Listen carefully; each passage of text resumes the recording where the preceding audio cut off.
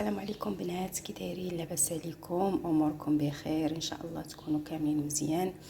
اليوم بغيت نبارطاجي معكم البنات واحد الوصفه ديال الشعر. هما جوج وصفات ولكن بنفس المكونات اللي كيف كتشوفوا معايا في لا فيديو. هنا عندي السدر،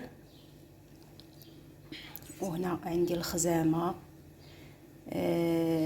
شويه الزعتر، القرنفل، الحلبة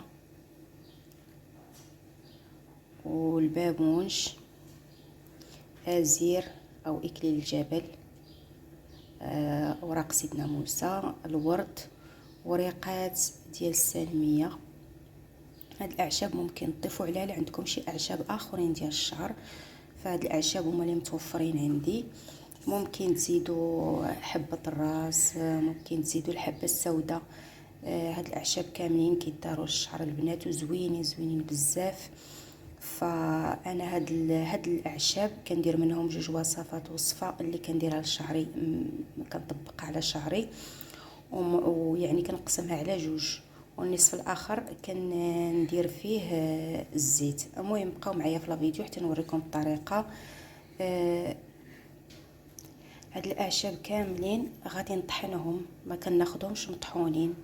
كنجيب الاعشاب ديالي مقاده، تنقيها، تنشمشها شويه ولا نديرها في شويه في المقله تسخن وتنطحنهم. ما تناخذهمش مطحونين باش تنعرف شنو درت لشعري. انا جمعت هذوك الاعشاب كاملين درتهم في، المهم غادي نطحنهم ونرجع نكمل معكم لا فيديو. انا البنات هنايا ميكسيت هذوك الاعشاب كاملين حتى ولاو بودر كيف كتشوفوا معايا. ها هما الاعشاب هنايا من بعد ما طحنتهم مزيان حتى ولاو بودر. فكناخذ هاد الاعشاب كنديرهم في واحد القريعه تيبقاو عندي. البنات اللي كيديروا لشعرهم اي دواء، انا كندير الحنه، كناخذ جوج معالق من هذا المسحوق وكنديروا مع الحنه وكنخلطهم مزيان.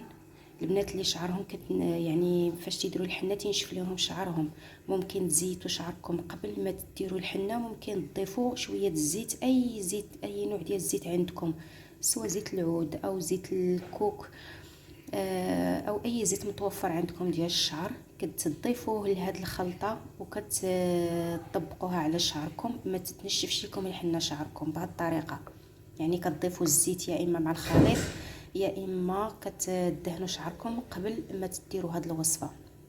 هاد الاعشاب البنات غزالين، ريحتهم تتحمق، يعني انا تنطحنهم على يديا. تيكونوا جداد، ما تيكونش مخلطين بشي حاجه اخرى.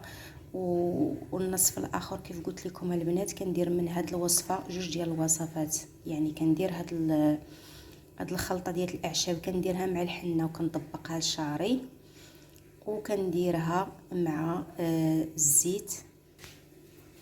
تناخذ الزيت البلديه اللي هي زيت العود، زيت البكر اللي ما فيهاش البنات الملحه.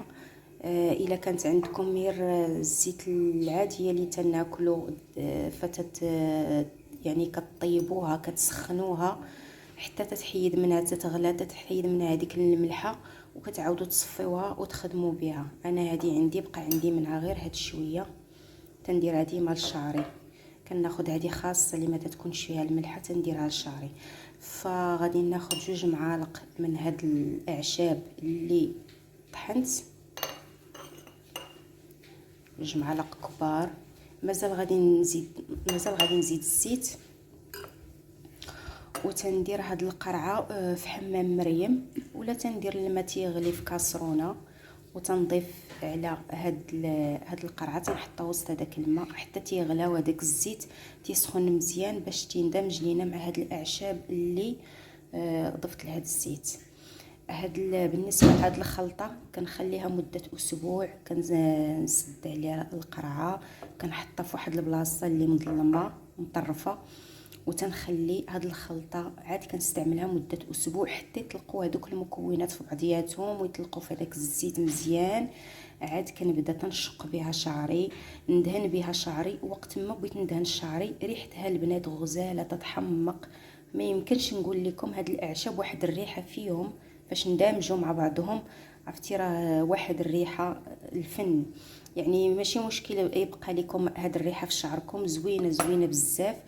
المهم هاد الزيت البنات، بالنسبه للزيت فانا كندهن به شعري، كنشق به شعري قبل ما ندوش تقريبا واحد ساعه ساعه ونص، وكندهن به شعري لي بوانت. هاد الوصفه معالجه للشعر، كتمنع التساقط ديال الشعر. فاش غادي تستعملوها غير مده شهر غادي تبان لكم نتيجه زوينه زوينه بزاف. اليوم بارطاجيت معكم جوج ديال الوصفات بهاد الاعشاب. الوصفه الاولى اللي تندير مع الحنه اللي قلت لكم البنات كندير مع الحنه، والوصفه الثانيه اللي كندير في الزيت اللي كنشق به شعري وكندهن به شعري وقت ما بغيت. وهاد الوصفه البنات اللي كيديروا الحنه راه زوينه بزاف، هاد الاعشاب زوينين بزاف كاملهم زوينين بزاف. البنات اللي عندهم شعرهم كولوري يعني ملونين شعرهم دايرين ليميش ولا البلاياج ولا اللون ديال شعرهم فاتح، فهاد الاعشاب كيغيروا اللون، فيهم بعض المكونات اللي كيغيروا اللون.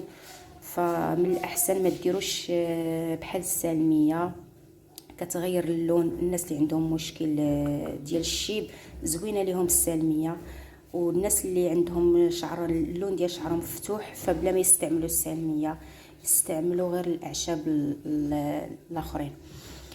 كانت هذه هي الوصفه ديال اليوم، وكنتمنى ان شاء الله تعجبكم، والى اللقاء مع فيديو اخر.